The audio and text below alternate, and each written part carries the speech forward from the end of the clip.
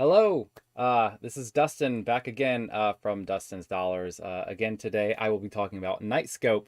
Um, First, before I begin, let me remind you, I am not a financial advisor. Nothing in this video should be taken as financial advice. All opinions expressed here are my own and not those. I'm not affiliated with Knightscope, and nothing I express here is really um, the opinion of anybody other than me. So, with that out of the way, let's get started. And today we Nightscope landed another casino contract. Right, they made it sold another, at least another robot. I don't know. Did it say how many? I don't think that they specified this time, but they sold another robot to a casino. And so we're going to talk a little bit today about a bit of the history of Nightscope selling at casinos, just a couple of the breadcrumbs that we have gotten, and also sort of speculate a little bit about why Nightscope seems to do well at casinos. I think it's pretty interesting. I'd like to chat through that for a minute. Real quick today, what do they say? They announced that it has another new casino client.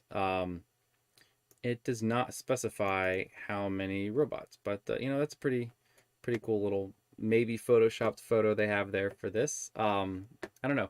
But I did want to talk a bit about just the whole selling to casinos concept. And I actually looked, because I've been involved as an investor with the company for a couple of years. And I looked the oldest thing that I could find. Of course, they've sold to casinos even before that. But it was interesting that one of the first things, and I can't bring it up because it's in one of my old emails, and I don't want to bring that up because of privacy concerns. But I looked at it. This is in 2019 in May. And they sent out an email. This is one of their updates. It said, "The wait is over. Facial recognition is here. After some intense development and with the help of one of our incredible clients, Pechanga Resort Casino in Temecula, California," I don't know how to pronounce that, "Knightscope is finally able to offer facial recognition software utilizing deep learning to detect, analyze, and compare faces." And so I thought that was very interesting. I think they've referenced this particular client before without naming them, that they were one of their oldest and one of their most I don't know, what would you say, trusted clients, one of the clients that really has worked with them over the years. And it sounds like they actually piloted, beta tested some of their features there at the casino, which is interesting. And then the next update that I could find was this one. This one I wrote down the dates. This was from later in the year, in December of 2019. Casino expands contract to 6 security robots. A California casino, again, California casino, just tripled its security robot team from 2 to 6 machines. The resounding success of the first 2 robots compelled this client to expand the program to provide greater coverage of their facility and to show that they place the safety of their employees and guests at the top of the list of priorities. And at the time, that was their largest deployment of robots at a single location. That I would speculate that if they're still a client, that's probably still true. Some of these clients, I say if they're still a client, I think clearly the robots must have been doing a good job for them. But I know COVID was hard on a lot of businesses that relied on in person. Rely on people being there in person. So whether they're still able to afford this, or whether it's still in business, honestly, I don't know. But it is interesting that they talk about a California casino and adding more robots, and I wonder if there's not a direct link here where they wanted this feature, Knightscope developed it. This is what you do when you're a startup, right? They developed the feature, they beta tested it with their client that really wants it, and they saw that it worked there, and now it's they now in 2019, at the end of 2019, once the feature was complete, they made the sale and sold 4 more robots. Anyways, I'm gonna go through a couple of these a little quicker. This was an update from 2020, from November 19th, so that's a bit of a gap there, but hey, they sold to again, 2020, that was what was going on, the pandemic, and so that was made everything complicated. But they sold to another California casino remains unnamed. And the one thing that I did notice is the K1s really are deployed at these casinos, which makes sense. They've described this. I think I might have it in a future tab here. They've described this as being deployed at egress and ingress points, right? Because there's, I'm sure casino security is a big deal, and they plan all this stuff out in pretty thoughtfully. And so I think they could probably place these at interesting points. Next update that I could find, this was from January of 2021. Somewhere in here it says casinos. So in January of 2021, they said that they signed their 5th casino contract. This was in Reno. I think that's again, interesting. More casinos. And then this was one that I found from late last year. Oh, come on, ad. Seriously? Well, anyways, they deployed at another casino late last year. That's the takeaway for this one. And if you look at the old investors page, which is still up, you can still get to it if you go to it by the actual URL. Oh my gosh, if it will load. I'm so sorry about that. Let's see, closing some of these tabs. Oh, it takes a lot of this computer to stream. So they sold, they made another sale. This was just a couple weeks ago. That they sold one in January 2022, and it was interesting that they highlighted this as their first sale that was directly a result of the Robot Roadshow, which I haven't really talked too much about. Maybe I might go into a little bit of depth in that in the future stream, but I think that was interesting. And then there's even a couple more mentions on this page. There's another one. That's the one that I just pulled up the article for, and Grattan. I'm not sure how to pronounce that. I'm not sure. But this was for 5 robots, right? That was a big sale at the time. I remember that. When they highlighted that. And this one was, this is a renewal. So there, they are still a customer. Pachanga Resort and Casino. Renewed as of late last year. 4th year for the 6 robot deployment. So yeah, they are still there. I guess I should have had that in my head since I was skimming through this earlier, but there you go. They're still they're clearly seeing the value in the robots, so that tells me that they definitely work, and they must be working out any any issues, any kinks that they have. It is a little bit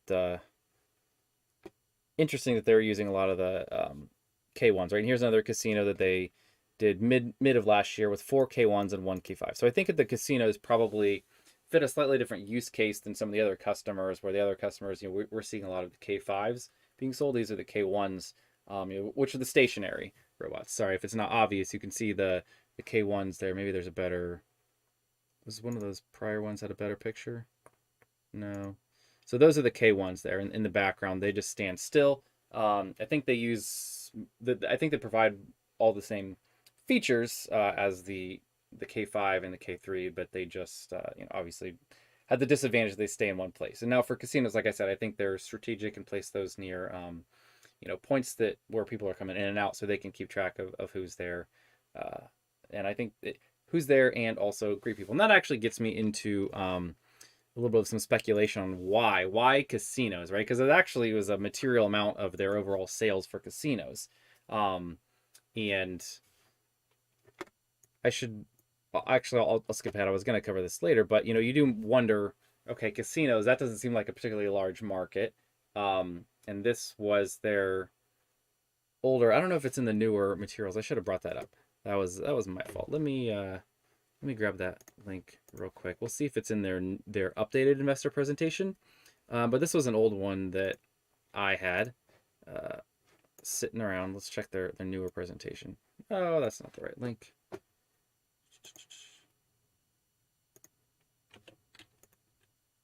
One moment. I'll get there. Here we go. Why did I close that tab then? I did want that tab open. They did go through their target markets here. Did they list casinos? They did list casino. So that's interesting. Huh. I guess here they're not really talking about number of... They're not talking about the number of casinos. They're talking about the number of guards at the casino. So that's an interesting way to look at it. And that's probably fair, right? Because if we compare these two, this was their older... their older investor presentation that actually said 460 casinos, like 6,000 hospitals, but here they're asserting that there are 59,000 security guards and officers at the casinos. And it would make sense that they probably have a lot of security there. So maybe it's a bigger market than I originally thought, right? If you're thinking that they would be proportional to the amount of guards rather than necessarily the number of locations. That makes sense, actually. So yeah, that could be a good market to grow in. If we think what's that? They're sort of saying, I think they're doing the math of 2%, right? So that's about 60,000. 2% of that would be, estimated 1,200, 1,200 robots. I mean, hey, if they got the 1,200 robots, that's a larger company than where we are now. That's for sure. So that would be cool. But one of the other things that I want to talk about is why do we think they like them? I said that they're optimized for ingress and egress points. And this is another thing that they've mentioned is automation of visitor entry through the use of custom concierge, right? And so I think these allow them to sort of, like it says here, human to machine dialogue. So I don't know exactly what that means. I would speculate that means that they get the robots will do the facial recognition and will greet them, right? We talked about or discussed that a little bit earlier that they beta tested this facial recognition at the Pachanga, however you pronounce it, resort, and that they sort of works in the kinks out. And I wonder if this is one of the features that they tested out there. They get to greet their high rollers. I can also, and this is pure speculation, I can also imagine that they being able to do the facial recognition on people entering the casino, they can flag certain people. They have a nice good history there in a way that you probably can't get. They mentioned this on the third sort of bullet point here, that it gives you a better vantage point than closed caption TV, because it's really like these things are 5 foot or 6 foot or something, right? So the camera is right here, right, and you can stick it right exactly where you want it, point it exactly at the door, not up in a corner on a wall, where you're a little bit further away, a little bit less good of an angle there. So that makes sense that casinos would use this, and maybe also with the software features that Knightscope actually provides, right? I have no idea. I've never bought a closed caption TV system, but I'm not sure what sort of software they provide on top of that, for facial recognition, and how much, do they retain that data, so that you could go back and search and see who came in, who went out at what times. I can imagine Knightscope being a security focused vendor that wants to do all of this, right? So wants to solve the whole vertical for their customers, would be retaining that data, providing that to them, right? Providing alerts, right, in the Knightscope operations center software, right? The KSOC, I think they call it, to give that information, right, to their security teams. Yeah, and so I can really see that being pretty useful for casinos in a way that would be very, very valuable, right? So there's a lot of money in the line, especially if certain individuals are involved, or if there was a crime or anything like that. That's done with that. One other thing, just to throw it out there, I did think this was interesting. This came in, this was an announcement in March of last year, so almost a year ago, when they started sort of re-architecting, redesigning the K5 to find their 5th generation of that robot, which I think they made a recent announcement. I think they were going to be deploying those in the next couple months. I don't quote me on that. I'll look that up. But they were, as of last year, they were designing the 5th generation, and they did say, hey, they made this announcement. They're going to start using these NVIDIA chips or NVIDIA cards or whatever, something from NVIDIA, to let them do more of these AI type applications right on the robot itself, which I think is important, right? Let's take a bit of a tangent. These things are, they've said, connected through I don't know, 4G or 3G, or one of the wireless. They're connected through that, right, to the backing systems. But it is really interesting to me that they do so much on the robot itself, right? So if they lose communications, the robot still keep working. The robot retains has some storage locally right on the robot to be able to hold data. I don't know if it holds full video. I will I know that they've talked about this in a couple different forums before, and I don't recall all the details off the top of my head. But I know that that was my takeaway, was that they do have some storage, they do have some compute power right on the robot itself, and so the ability to do that facial recognition, I think they are planning more for that in the future, because I know at one point I think the facial recognition was a feature on the K1 but not the K5, and I'm not sure if that has already been addressed, or if that's something that maybe they'll be addressing with the 5th generation here of the K5s. I don't know. We'll see. So yeah, that's what I want to say about casinos. We could move on here to the. Did I have some? I don't think I had anything in there. Let's move on here to, these are hot off the press. This was just, at least I just saw that this was filed. Got the alert within the past hour or so. And there's not a whole lot of, sorry, these are the Form 3s from the SEC, right? These are people stating their initial position in the company when they become, usually you see this when you get a new officer at a company or a new director. They have to file this and say how many shares and how many options they own, if they own any. But they have to file this form to state this is exactly what they hold. And, going forward, they'll be required to file the other forms with the SEC as they buy or sell.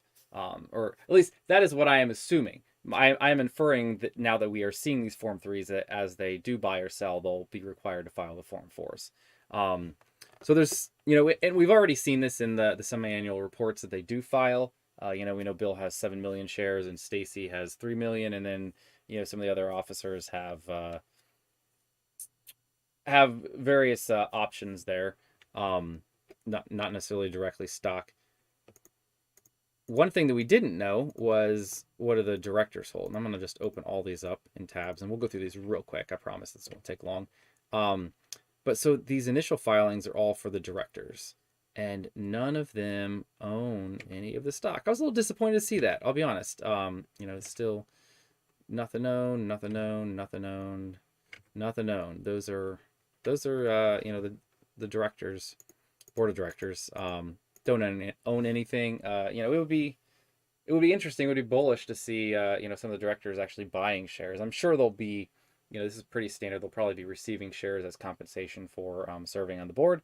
We'll see. I think that remains to be seen. I don't think they've commented on that yet, but it's always nice to see somebody decide to put up their own money and say, yeah, I believe in this company so much that I'm confident it's going to be worth more in the future, and that the company is going places. Yeah. So anyways, we see, Bill here, as we know, has 7 million shares. Got the all the options that are owned by Mercedes as his wife. The indirect ownership there. No surprises. Go through Bill and then Stacy. As I said, he owns 3 million shares. Now it is interesting. Those guys have been. I'm pretty sure they've been receiving a salary. I can look that up. I don't have to speculate on that. Maybe I should have left that other tab open here. Let's see. Compensation. Oh man, here we go. Compensation of directors and officers. Yeah, so they're getting a salary. I mean, it's big. It's not humongous. Here, other than the ones that are big are these stock option awards, right? And a lot of these are more one-time awards. I think those are their newer execs, right? You got Mallory and Peter. Those are new ads in the past year or so. So it makes sense. They're giving them enough of a piece of the pie to be invested in the company and care a lot about the long-term future there. That makes sense. But Bill and Stacy, they're getting good money, but that's not like ridiculous. For CEO of a $1 billion company to make, what's that, $500,000 a year? That's not outside of the. That seems reasonable to me. I don't know for sure. A lot of times you see him getting big stock compensation. along with things. But I think it's interesting. I don't believe that Bill or Stacy have gotten more stock over the years. I think, as the founders, they basically were holding all the stock, and now they're just every other piece of stock that gets handed out is diluting them. And I think that sort of shows, right, in how many shares are out there, and it shows in how, I would say, a little bit, I won't say stingy they've been, but I mean, they've been raising at for the company high valuations, in my opinion. But hey, they've people have been willing to pay that, and I think that's I'll probably have another whole other video about this, talking about how they raise their money and their valuations at those rounds. But I think that's they feel that that's their company, right? And every share that they give out to somebody else is diluting themselves. So they've been pretty good about that, being stingy for the company, which is good for shareholders, for all of you who are currently shareholders. The other takeaway I had from all of this is you can see the options that some of these folks do have, and it's interesting, especially to finally get a little bit of a look into the price for these options that have been around for a while, right? That Mercedes has, and the Aaron Lenhard, hope I'm pronouncing that right, the chief design officer that they have, and they've been with the company for years and years and years. So it totally makes sense that they have these. We can see they were all also given with, I'm guessing, like 10 years until expiration, right? So the earliest expiring options that I see here were for 2024. So we still have, 2 years until probably you'll see them exercising those and, selling off some shares. And I'm speculating those are 10-year options. You see Peter, with his 2031 options, he just came in last year, and then Mallory here with she must have been been hired in 2020. I guess that's right, because Marina was the prior CFO. I think she left in 2019. Yeah, and so these would have been 10-year grants. It is interesting that she got this grant at the strike of 234. Man, in 2020, but that was a crazy time. So I guess it makes sense. Yeah. All right. So that was, I think, everything I wanted to cover today. Thanks for watching, and I will see you later. See ya.